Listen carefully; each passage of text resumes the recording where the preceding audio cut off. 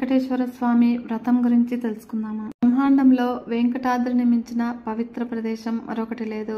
శ్రీ వెంకటేశ్వరునితో సమానమైన దైవము ఇంతకు ముందు లేడు, తర్వాత కూడా ఉండబోడు. సాక్షాత్తు ఆ వైకుంఠవాసుడైన శ్రీమన్నారాయణుడే మనందరినీ కూడా అనుగ్రహించడానికి ఈ కలియుగంలో భూలోకంలో పవిత్రమైన తిరుమల కొండపై శ్రీనివాసునిగా అవతరించాడు. శ్రీనివాసుని లీలలు చాలా అద్భుతము. నమ్మిన వారికి కొంగు బంగారము. అనంతుడు ఆపదమొక్కులవాడు. తరతరాలుగా స్వామివారిని తనను నమ్మిన వారిని రక్షిస్తూ వారికి ముక్తిని ప్రసాదిస్తూ ఉన్నాడు. శ్రీనివాసుని లీలలు అద్భుతం. ఆ స్వామిని మనసారా కొలిస్తే అంతటి మహత్తర దేవుడు మరొకరు ఉండరు. వెంకటేశ్వర తత్వాన్ని అర్థం చేసుకుంటే అంతకు మించిన బ్రహ్మానందం మరొకటి ఉండదు. ఈ వ్రతాన్ని ఆచరించడం ఎంతో సులభము. సాక్షాత్తు ఆ శ్రీనివాసుడే అనుగ్రహించినట్లుగా ఎవరి శక్తి కొలది వారు ఈ వ్రతం ఆచరించవచ్చును. ఎంతటి కష్టమైనా ఈ వ్రతాన్ని ఆచరించిన కొన్ని క్షణాల్లోనే కష్టాలు అయినా కూడా తొలగిపోగలదు. అయితే ఆచరించేటప్పుడు మాత్రము భక్తియే ప్రధానము. ప్రశాంత చిత్తంతో పూర్తి మనస్సునంతా స్వామివారి పాదాల మీదే ఉంచి ఈ వ్రతాన్ని ఆచరిస్తే అద్భుత ఫలితాలు వెంటనే గ్రహించగలుగుతారు. కలియుగ వాసులైన మనందరి కష్టాలు కూడా, మనకున్న పరిమితులు వసతులు అన్నీ కూడా ఆ శ్రీమన్నారాయణుడికి తెలుసు. అందుకే ఆ శ్రీనివాసుని ప్రసన్నం చేసుకోవడానికి అత్యంత సులభమైన మార్గాన్ని మనకు ఉపదేశించారు. ఆ స్వామివారు ఈ వ్రతం ఆచరించిన వారికి, వ్రతకథను విన్నవారికి, ప్రసాదం స్వీకరించిన వారికి ఆ స్వామివారి అనుగ్రహము తప్పక కలుగుతుంది. వారి వారి కష్టాలన్నీ కూడా తొలగిపోతాయి. ఆ భక్తికి ఎటువంటి ఎల్లలు లేవు. చిన్న భక్తుడు పెద్ద భక్తుడు అని ఎప్పుడూ ఉండరు. భక్తి ఒక అమృత స్రవంతి. అందరి భక్తికి మూల పురుషుడు ఆ శ్రీమన్నారాయణుడు ఒక్కడే. యుగంలో శ్రీ వెంకటేశ్వర స్వామి వారి అనుగ్రహం పొందడానికి ఈ వ్రతం ఆచరించడము అతి తేలికైన మార్గము. ఈ వ్రతం ఆచరించిన వెంటనే ఎటువంటి కష్టాలైనా కూడా తీరిపోతాయి. సాక్షాత్తు శ్రీమన్నారాయణునిచే అనుగ్రహించబడిన ఈ వ్రతం ఆచరించడం అతి సులభము. ఈ వ్రతాన్ని ఎవరైనా ఎప్పుడైనా ఆచరించవచ్చును. ఆర్థిక బాధలు కానీ, ఆరోగ్య బాధలు కానీ, మరి ఏ ఇతర కారణాల వలనైనా కూడా మనశ్శాంతి లేనప్పుడు ఈ వ్రతం ఆచరించినదే తడువుగా అన్ని కష్టాలు కూడా తీరిపోతాయి. అలాగే మీ ఇంట్లో ఏ శుభకార్యం తలపెట్టినప్పుడైనా కూడా ఈ వ్రతం చేసుకొనవచ్చును. ఉద్యోగ వ్యాపారాభివృద్ధి నిమిత్తం కూడా ఈ వ్రతం ఆచరించి ఎంతో అద్భుతమైన ఫలితాలను వెంటనే పొందగలరు. కనుక ఈ వ్రతాన్ని ముందు చెప్పిన విధంగా ఎప్పుడైనా కూడా ఆచరించవచ్చును. ప్రత్యేకించి మాఘ కార్తీక మాసములలో గాని, పౌర్ణమి, పంచమి, సప్తమి, ఏకాదశి తిథుల యందు గాని, శ్రవణ స్వాతి నక్షత్ర దినములందు గాని ఆచరించిన మిక్కిలి ఫలదాయకముగును. ఉదయమున గాని సాయంత్రమున గాని ఈ వ్రతమును ఆచరించవచ్చును. ఈ వ్రతము 5 అధ్యాయములతో కూడినది. మొదటిది సాక్షాత్తు శ్రీ వెంకటేశ్వర స్వామివారే అనుగ్రహించగా, మిగిలిన 4 అధ్యాయములకు మహాతపస్సంపన్నులైన విశ్వామిత్ర, వశిష్ఠ, భరద్వాజ, అత్రి మహామునులు ప్రవర్తకులై ఉన్నారు. దాన్ని మీ గృహమునందు గాని, వసతి గృహమునందు గాని, శ్రీ స్వామివారి ఆలయం నందు గాని, ఏ పుణ్యక్షేత్రములందు గాని, నదీ తీరమున గాని వ్రతమును ఆచరించవచ్చును. వీలున్నంత వరకు కూడా బంధుమిత్రులందరినీ పిలుచుకుని ఆదరించవలను. కలియుగంలో ఒకానొక శుభముహూర్తాన సాక్షాత్తు భూలోక వైకుంఠమే అయిన తిరుమల కొండపై విశ్వపతి అను భక్తునికి శ్రీనివాసుని రూపంలో వెలసిన శ్రీ వెంకటేశ్వరునిగా భక్తులచే కొలవబడుతూ ఉన్నటువంటి శ్రీమన్నారాయణుల వారు శ్రీ వెంకటేశ్వర వ్రతకల్పంగా ప్రసిద్ధి నొందే ఈ వ్రతం గురించి గ్రంథం రచించవలసిందిగా అనుగ్రహించి అనుజ్ఞనిచ్చి ఈ విధంగా చెప్పసాగారు. ఓయి ప్రియభక్త, విశ్వపతి నామధేయ, నా ప్రియభక్తుడవైన నీకు ఇప్పుడు ఒక విశేష వ్రతకల్పం గురించి వివరిస్తూ ఉన్నాను. ఈ వ్రతము నాకు అత్యంత ప్రీతికరమైనది. అందరూ కూడా ఆచరించుటకు ఎంతో సులభతరమైనది. యుగంలో మానవులు తమ తమ పూర్వజన్మ ఫలాలను అనుభవిస్తూ తిరిగి అనేక పాపకర్మలను విసరిస్తూ కష్టాల పాలవుతున్నారు. వీరిలో నా భక్తులైనటువంటి కొందరు వారి వారి కష్టాలను నివారించవలసిందిగా నన్ను వేడుకుంటూ ఉన్నారు. ఎన్నో ప్రయాసలను ఓర్చి తిరుమల యాత్ర చేసి నన్ను దర్శించుకుంటూ ఉన్నారు. నా భక్తులంటే నాకు అత్యంత ప్రియము. నా మీదే పూర్తి భారం వేసి ధర్మపదంలో జీవితం గడిపే వారి బాధ్యత నేనే వహిస్తాను. ఇప్పుడు నేను వివరిస్తూ ఉన్నటువంటి ఈ వ్రతము శ్రీ వెంకటేశ్వర వ్రతకల్పం అనే పేరుతో ప్రసిద్ధి పొందగలదు. కనుక ఈ వ్రతము నాకు అత్యంత ప్రియమైనది.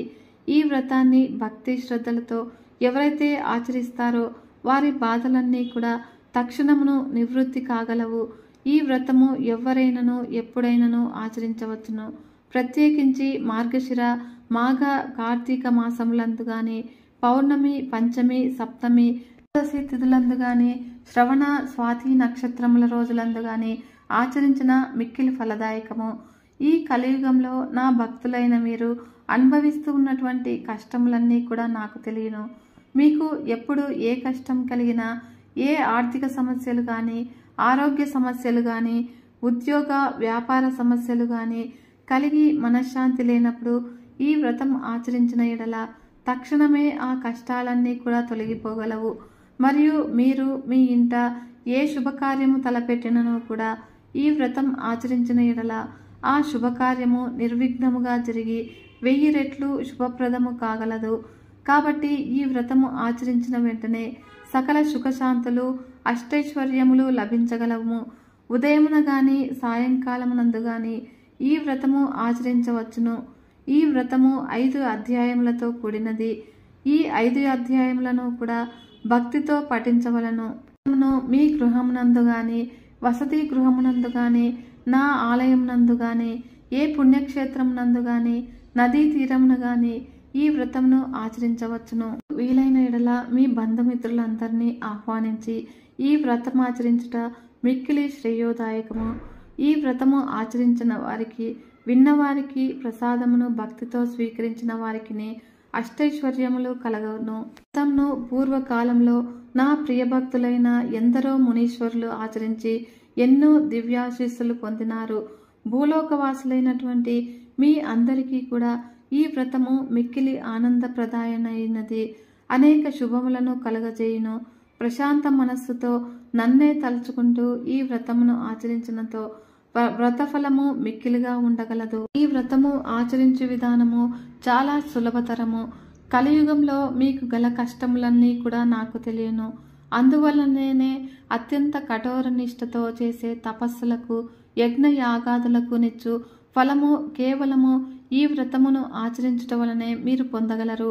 ముందుగా వ్రతము ఆచరించు ప్రదేశమును చక్కగా శుభ్రపరచుకునవలను. మండపమును ఏర్పాటు చేసుకుని నా ప్రియసకులైన శ్రీదేవి భూదేవులతో కూడి ఉన్నటువంటి నా పటమును మండపంపై ఉంచవలను. మండపమును గోడకు ఆనించి ఉంచవలను. మీకు ప్రియమైన ఇతర దేవతల పటములుగా కూడా ఉంచుకొనవచ్చును. ఇక నవగ్రహ దేవతలను, అష్టదిక్పాలకులను ఆవాహన చేసుకోవలను. లేదా వారందరికీ కూడా మనస్సులోనే నమస్కరించవచ్చును. ముందుగా పసుపు వినాయకుని పూజించవలను. అటు తర్వాత ఈ వ్రతమునందలి 5 అధ్యాయములను భక్తి శ్రద్ధలతో పఠించవలను. ఇది ఏ అధ్యాయము. మిగిలిన 4 అధ్యాయములను నాకు అత్యంత ప్రీతిపాత్రులైన విశ్వామిత్ర, వశిష్ఠ, భరద్వాజ, అత్రి మునీశ్వరులు ప్రవచించారు. ఈ 5 అధ్యాయములను పఠించిన తర్వాత నాకు ప్రియమైన స్తోత్రములను పఠించవలను. ప్రతి అధ్యాయమునకు చివర గోవింద గోవింద గోవింద అని 3 సార్లు స్మరించవలను. కనుక ఈ కలియుగంలో సామాన్య మానవులైన మీ అందరి కష్టాలు కూడా నాకు తెలియను. కావున మరొక విశేషమును కూడా చెప్తూ ఉన్నాను.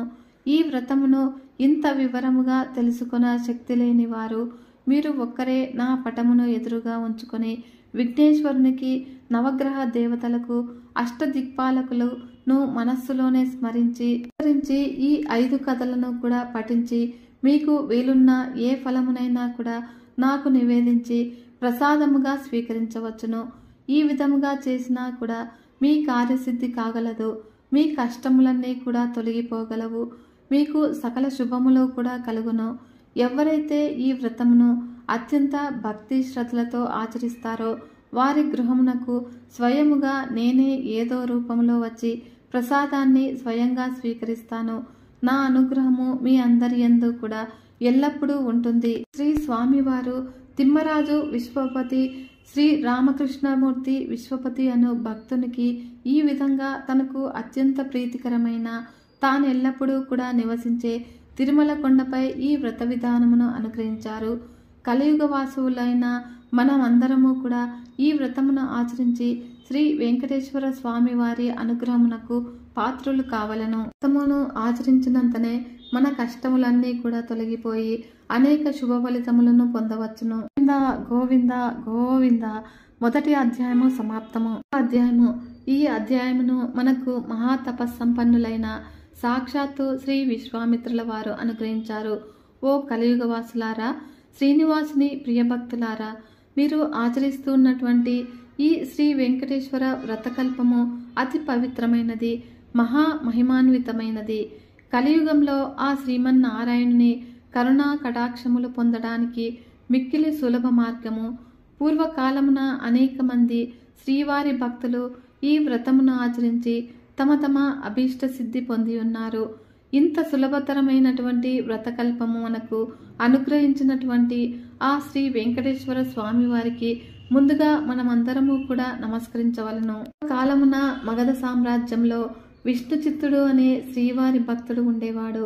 అతనికి 9 మంది స్త్రీ సంతానం కలిగినారు.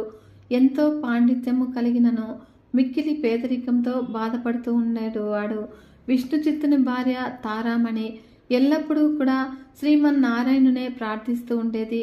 అప్పుడప్పుడు వివాహాది శుభకార్యముల పౌరోహిత్య కార్యక్రమంలో దక్షిణగా వచ్చడి కొద్ది సొమ్ముతో ఎంతో కష్టాలు పడుతూ కాపురం సాగిస్తూ ఉన్నారు ఆ దంపతులు. ఇక కుమార్తెలకు యుక్త వయసు సమీపించింది. తారామతికి ఎల్లప్పుడూ కూడా వీరి వివాహము ఎలా జరిపించవలనా అని చింతగా ఉండేది.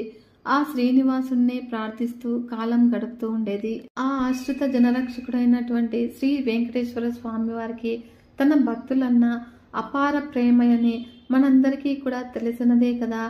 ఆ రోజున మాఘ పౌర్ణమి ఉదయాన్నే ఒక వృద్ధ బ్రాహ్మణుడు విష్ణు చిత్తుని ఇంటి తలుపు తట్టాడు. అయ్యా, నేను వంగదేశపు వాసిని. ఒక యజ్ఞం నిమిత్తం వెళుతూ దారి మధ్యలో ఈ దేశం వచ్చాను. దయచేసి ఈ ఒక్కరోజు మీ ఇంట్లో ఉండనిచ్చినచో తిరిగి రేపు ఉదయమే వెళ్ళిపోగలను అని విష్ణు చిత్తుని అర్థించాడు. అందులకు విష్ణు చిత్తులు, స్వామి, అంతకు మించిన అదృష్టము మాకేమున్నది? అతిథి సాక్షాత్తు శ్రీమన్నారాయణుడు సమానమని మన పురాణాలు ఘోషిస్తూ ఉన్నాయి కదా. తమరు ఎటువంటి సంకోచము లేకుండా మా ఇంట్లో తప్పక ఉండవలసింది అని ఆ ముసలి బ్రాహ్మణుని లోపలికి తీసుకుని వచ్చి సపర్యలు కూడా గావించాడు. అయితే ఆ రోజు మధ్యాహ్నము భోజనానంతరము ఆ వృద్ధ బ్రాహ్మణుడు తారామతితో ఇలా అన్నాడు. ఏమమ్మా, దిగాలుగా ఉన్నావు? ఏమిటి నీ బాధ? ఏమీ సంకోచించకుండా చెప్పు అని అన్నాడు. అప్పుడు తారామతి, స్వామి, తమరు మహాతపస్సంపన్నులు, తేజస్సులో సాక్షాత్తు ఆ వైకుంఠవాసుని మాదిరిగా ఉన్నారు. మీ వద్ద దాచేదేమున్నది? నా మనోవ్యదంతా కూడా నా పుత్రికల వివాహం గురించి అని విన్నవించుకున్నది. అంతటా ఆ విప్రోత్తముడు చిరునవ్వు నవ్వి, తల్లి, నీ బాధ నేను గ్రహించుతుని. నీ కష్టములన్నీ కూడా తొలగిపోయి కుమార్తెలకు శుభప్రదముగా వివాహము కాగలుగుటకు ఒక అద్భుతమైన వ్రతము మీకు చెప్పెదను. ఈ వ్రతమును ఆచరించిన మీ కష్టములన్నీ కూడా పటాపంచలు కాగలవు. శ్రీ వెంకటేశ్వర స్వామి వారి వ్రతమును, ఈ వ్రతము మిక్కిలి శుభలము అని చెప్పి ఆ వ్రత విధానం అంతయు కూడా ఆ దంపతులకు వివరించినాడు. విష్ణు చిత్తుడు, స్వామి, మహా సంతోషము, ఇంతకు మించి మహాభాగ్యం ఏముంటుంది? ఎన్నో రోజులు ఎందుకు, శుభశ్చ శీఘ్రము అన్నారు కదా మన పెద్దలు. ఈ రోజు మాఘ పౌర్ణమి, ఎంతో శుభదినము. ఈ రోజే తమరు సెలవిచ్చినటువంటి శ్రీ వెంకటేశ్వర వ్రతమును ఆచరించడము అని విష్ణు చిత్తులు తారామతి దంపతులు ఇద్దరూ కూడా తమ కుమార్తెలందరితో కలిసి ఆ రోజు సాయంకాలముననే బంధుమిత్రులను పిలుచుకొని శ్రీ వెంకటేశ్వర వ్రతమును అత్యంత భక్తి శ్రద్ధలతో ఆచరించారు. ఇక వచ్చిన భక్తులందరూ కూడా వ్రతము పూర్తి అయిన తర్వాత తీర్థ ప్రసాదములు స్వీకరించి తమ తమ గృహములకు వెళ్లారు. అప్పుడు విష్ణు చిత్తుల వారు భార్యా సమేతంగా ఆ బ్రాహ్మణోత్తమునికి పాద నమస్కారము కావించి తమ దంపతులు ఆశీర్వదించవలసిందిగా వేడుకున్నారు. అప్పుడా బ్రాహ్మణోత్తముడు వ్రతతీర్థ ప్రసాదములు తానును స్వీకరించి మనోభీష్ట సిద్ధిరస్తు అని, లక్ష్మీ శ్రీనివాస కటాక్ష సిద్ధిరస్తు అని ఆశీర్వదించాడు. ఇంతలో చీకటి పడి నిద్రా సమయమైనది. అంతటా విష్ణుచిత్తుడు ఆ బ్రాహ్మణునికి ఒక దుప్పటినిచ్చి కన్నీళ్ల పర్యంతముగా, స్వామి, కడు పేదనైన నా వద్ద ఇంతకు మించి మంచి దుప్పటి లేదు. ఈ రాత్రికి నన్ను క్షమించి దీని అంతే విశ్రమించవలసింది అని వేడుకున్నాడు. ఆ బ్రాహ్మణుడు చిరునవ్వు నవ్వి ఏమీ చింతించవలదు అని చెప్పి తను బయట పడుకుంటాను అని చెప్పాడు. అలా కొద్దిసేపటికి అందరూ కూడా నిద్రకు ఉపక్రమించారు. రాత్రి 4వ జాము ఉరుములు మెరుపులతో పెద్ద వర్షం మొదలైంది. అంతా కూడా కటిక చీకటి. గాఢాంధకారంలో కంటికి ఏమీ కూడా కానరావట్లేదు. విష్ణుచిత్తునికి బయట పడుకున్నటువంటి ఆ ముసలి బ్రాహ్మణుడు ఎలా ఉన్నాడు అని బెంగగా ఉంది. కానీ ఈ గాఢాంధకారంలో ఏమీ కూడా కంటికి కనిపించక ఎప్పుడెప్పుడు తెల్లవారుతుందా అని ఆ రాత్రి గడిపాడు ఆ కుటుంబమంతా కూడాను. తెల్లవారింది. వాన తేలికపడింది. బయట బ్రాహ్మణుడు ఏమైనాడో, ఎంత బాధపడ్డాడో అనుకుంటూ బయటకు వచ్చినటువంటి ఆ దంపతులకు అద్భుత దృశ్యం కనిపించింది. అక్కడ విప్రోత్తముడు లేడు. చిరిగిన దుప్పటి స్థానంలో పట్టు పీతాంబరం ఉంది. ఆ పీతాంబరంపై శ్రీ వెంకటేశ్వర స్వామివారి విగ్రహము చిరునవ్వుతో కనిపించింది. ఇక జరిగినదంతా కూడా ఆ దంపతులకు అర్థమైంది. వారి ఆనందానికి అవధులు లేవు. వచ్చింది సాక్షాత్తు ఆ శ్రీమన్నారాయణుడే. ఆహా, ఏమి మన భాగ్యము! కానీ ఆ స్వామివారిని గ్రహించలేకపోతేమే. చివరికి చినిగిన దుప్పటి ఇచ్చినామే అని తలుస్తూ శ్రీ స్వామివారి విగ్రహాన్ని కళ్ళకద్దుకొని ఇంట్లోకి వచ్చారు. ఇల్లంతా కూడా స్వర్ణమయంగా కనిపించింది. అంతటా కూడా ధనరాశులే. ఆహా, శ్రీ వెంకటేశ్వర స్వామివారి వ్రతకల్ప మహత్యం వలన కదా ఇదంతా కూడా జరిగినది అని ఆ స్వామిని అనేక విధాలుగా స్తుతించారు. చూశారా, సాక్షాత్తు శ్రీ స్వామివారే ఆ భక్తుని ఇంటికి అతిథి రూపంలో వచ్చి వ్రత విధానము చెప్పడమే కాకుండా తీర్థ ప్రసాదాలు కూడా తానే స్వయంగా స్వీకరించాడు. శ్రీ స్వామివారు అంతటి కరుణామయుడు. ఎవరైతే భక్తి శ్రద్ధలతో ఈ వ్రతము ఆచరిస్తారో వారింటికి తానే స్వయంగా ఏదో రూపంలో తప్పక వస్తాడు. కనుక మీరందరూ కూడా శ్రీ స్వామివారి వ్రతాన్ని ఆచరించి స్వామి కరుణా కటాక్షాలు పొందండి. లక్ష్మీ శ్రీనివాస కటాక్ష సిద్ధిరస్తు అని శ్రీ విశ్వామిత్రుల వారు సెలవిచ్చారు. గోవింద గోవింద గోవింద.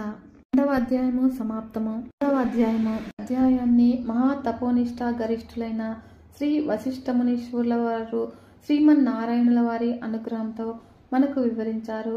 ఓ కలియుగవాసులారా, శ్రీనివాసుని ప్రియభక్తులారా, వైకుంఠంలోని శ్రీమన్నారాయణుడే నేటి తిరుమల శ్రీ వెంకటేశ్వరుడు. కలియుగవాసులైన మీ అందరి కష్టాలను తీర్చడానికి స్వామి మీకు అతి చేరువలో ఈ తిరుమల కొండపై అవతరించారు. ఆ స్వామి వారిని ప్రసన్నం చేసుకోవడానికి ఈ వ్రతము మిక్కిలి సులభతరము.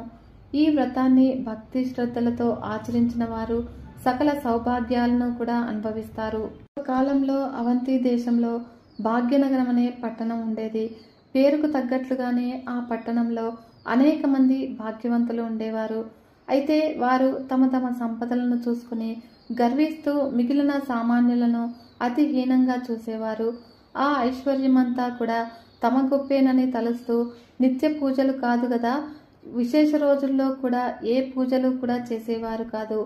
ఆ సృష్టికర్త శ్రీమన్నారాయణునికి వీరందరికీ కూడా జ్ఞానోదయం కలిగించాలి అని తోచింది. అలా ఒక రోజున ఆ ధనవంతులందరూ కూడా అనేక విందు విలాసాలతో మునిగి తేలుతూ ఉన్నారు. ఆ పట్టణ తూర్పు దిక్కులో గల లక్ష్మీనారాయణ ఆలయంలో కనీసం దీపం వెలిగించే నాథుడు కూడా కరువయ్యాడు. ఆ రోజు తొలి ఏకాదశి, అత్యంత పర్వదినము. కానీ ఆ పట్టణంలో ఒక్కరు కూడా ఆ ఆలయానికి పూజాధికాలు నిర్వర్తించాలి అని ఆలోచనట్లేదు. సాయంత్రము నుండి దట్టమైన మబ్బులు కమ్ముకున్నాయి. బ్రహ్మాండమైన కుంభవృష్టి. వ్యాపారులందరి ఇల్లు కూడా నీట మునిగి గాఢాంధకారము. తెల్లవారేసరికి ఊరంతా కూడా నేలమట్టమైంది. వ్యాపారుల ఇళ్లన్నీ కూడా కూలిపోయాయి. అన్ని ఐశ్వర్యాలు పోయి చివరికి కట్టుబట్టలతో మిగిలారు. ఎందుకీ ఉపద్రవము, ఎందుకీ ప్రళయము ఎవరికీ కూడా అంతుపట్టట్లేదు. అంతలో వారికి ఒక విశేషం కనిపించింది. ఊరి చివరన ఉండే పూరిపాకలు చెక్కు చెదరకుండా ఉన్నాయి. వారికి ఆశ్చర్యం కలిగింది. అయితే ఇంత కుంభవృష్టిలోనూ కూడా ఈ పూరిపాకలు ఎలా ఉన్నాయి అని వారిలో వారు అనుకుంటూ ఉండగా ఇంతలో ఒక పెద్ద మెరుపు మెరిసింది. ఆకాశవాణి ఇలా పలికింది, ఓ మూర్ఖులారా, సంపదలన్నీ మీ గొప్పతనమని తలుచుకోవటం వల్లనే ఇలా జరిగింది. ఆ పూరి గుడిసెలో నివసించే దేవయ్య నాకు ప్రియభక్తుడు. అతి సామాన్యుడైన దేవయ్య ప్రతిరోజు కూడా మీ వీరులోనే శ్రీ లక్ష్మీనారాయణ ఆలయంలో దీపం వెలిగిస్తూ ఉన్నాడు. అంతేకాక ప్రతి ఏకాదశి రోజున తనకు వీలున్నంతలో శ్రీ వెంకటేశ్వర వ్రతకల్పాన్ని నిర్వర్తిస్తూ ఉన్నాడు. ఆ వ్రత ఫలితంగానే తనతో పాటే ఆ గుడిసెలలోని వారందరూ కూడా రక్షించబడ్డారు.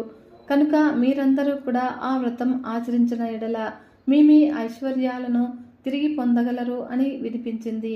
అప్పుడు వెంటనే వారందరూ కూడా ఆలయానికి వెళ్ళి తక్షణమే అందరూ కూడా తలొక పనికి పూనుకొని శ్రీ వెంకటేశ్వర స్వామి వారి వ్రతకల్పాన్ని ఆచరించారు. ఆ వ్రత ఫలితంగా అందరి గృహాలు కూడా పూర్వ రూపంలో కనిపించాయి.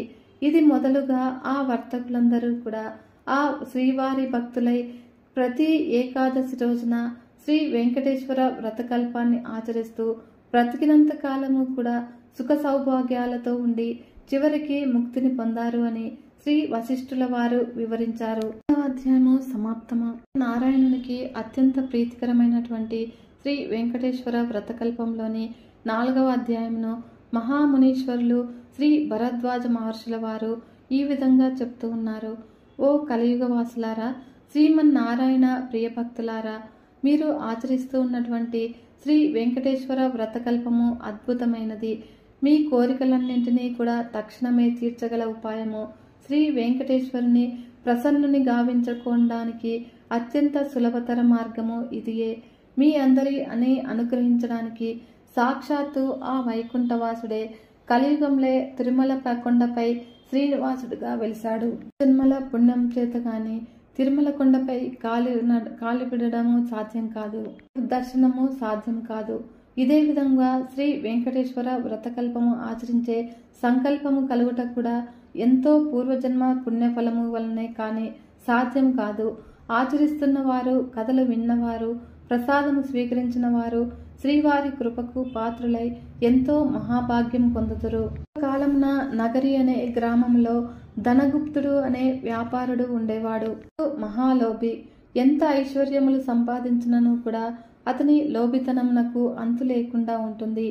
ఈ ఐశ్వర్యమంతా కూడా తన గొప్పయే అనుకుని విర్రవీగుతూ ఉండేవాడు. ఎంతటి కూడా ఈ అహంకారమే కదా అదో పాతాళమునకు త్రోయబడివేడును. గుప్తుని భార్య కాంతిమతి మాత్రము ఎంతో భక్తి శ్రద్ధలు కలిగి ఉంటుంది. వారికి 3 పుత్రికలు. చివరి పుత్రికైన కుమారికి దైవభక్తి ఎక్కువగా ఉండేది. ఎల్లప్పుడూ కూడా ఆ శ్రీనివాసునే తలుస్తూ ఉండేది.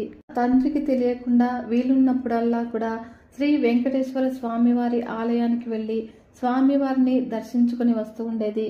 ఇంటికి తీసుకువచ్చిన ప్రసాదాన్ని అందరూ కూడా స్వీకరించిన తండ్రి మాత్రము ఎప్పుడూ కూడా తీసుకునేవాడు కాదు. భర్త యొక్క ఈ ప్రవర్తనకు కాంతిమతి మిక్కిలి చింతిస్తూ ఉండేది. అయితే ఒక రోజున కుమారి తన స్నేహితుల ఇంట శ్రీ వెంకటేశ్వర వ్రతము జరుగుతున్నది అని తెలుసుకుని తాను కూడా వ్రత కథలను విందాము అని కొని వెళ్ళింది. పూర్తి అయ్యేసరికి మిట్ట మధ్యాహ్నమైంది. ప్రసాదము తాను స్వీకరించి కొంచెము పొట్లంగా కట్టించుకుని ఇంటికి బయలుదేరినది. ఇక మార్గమధ్యమునకు వచ్చేసరికి ఎండ తీవ్రత ఎక్కువైనది. ఎక్కడైనా కూడా కొంచెం దాహం తీర్చుకుందాము అని తలచగానే ఆ పక్క వీధిలోనే తన తండ్రి అంగడి ఉందని గుర్తొచ్చింది. ఇక ఆ అంగడికి వెళ్ళి ఈ వ్రతం గురించి తండ్రికి చెప్పకుండా నీళ్లు అడిగి తాగింది. అప్పుడు తండ్రి కోపగించుకుని మందలిస్తాడేమోననే భయంతో కంగారుగా దాహం తీర్చుకుని తొందరగా ఇంటి దారి పట్టింది. అయితే ఈ హడావిడిలో కుమారి ప్రసాదం పొట్లం దుకాణంలోనే మర్చిపోయి వదిలివేసింది. ఆ బజార్లో ఒక్కసారిగా అలజడి మొదలైంది. ప్రజలందరూ కూడా హాహాకారాలు పెడుతూ పరిగెడుతూ ఉన్నారు.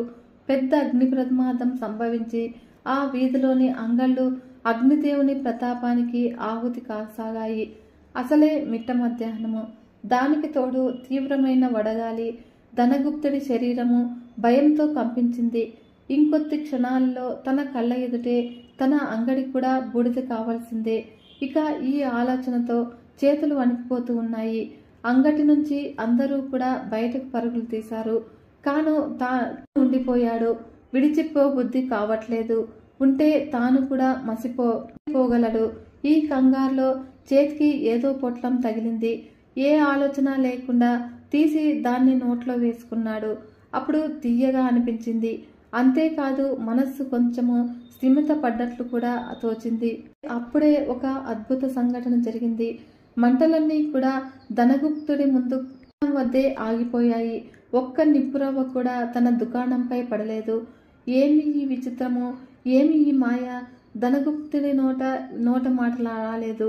ఇంతలో ఈ వీధిలో అగ్ని ప్రమాదం జరిగింది అని ఇంటిలో తెలిసి భార్య కాంతిమతి కుమార్తెలతో సహా భయాందోళనతో ఆ శ్రీనివాసున్నే ప్రార్థిస్తూ అక్కడికి వచ్చారు.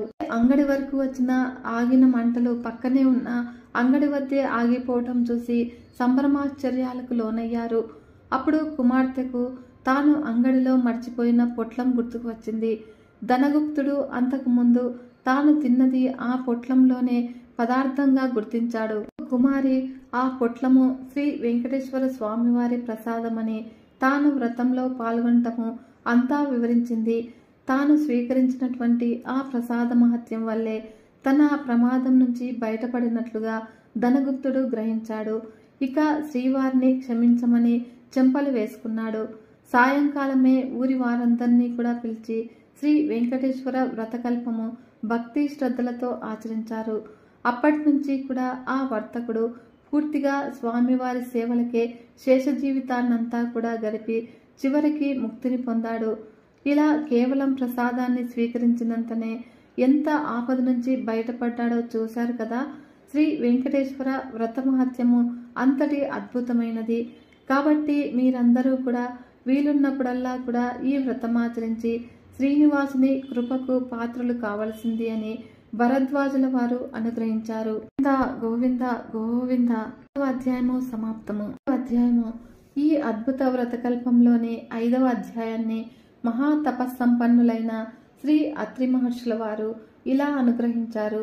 నాయనలారా, శ్రీనివాసుని ప్రియభక్తులారా, కలియుగవాసులైన మీ అదృష్టము చెప్పనలవిగానిది. కృత త్రేత ద్వాపర యుగాల్లో ఎంతో కఠోర నియమనిష్టలతో ఆరాధిస్తే గాని ప్రసన్నం కాని శ్రీమన్నారాయణుడు కలియుగంలో కేవలము నామస్మరణంతోనే మిమ్మల్ని అనుగ్రహిస్తూ ఉన్నాడు. ఆర్తితో పిలిచిన వారి చెంత తక్షణం ఉంటాడు. అంతటి కరుణామూర్తి శ్రీనివాసుడు.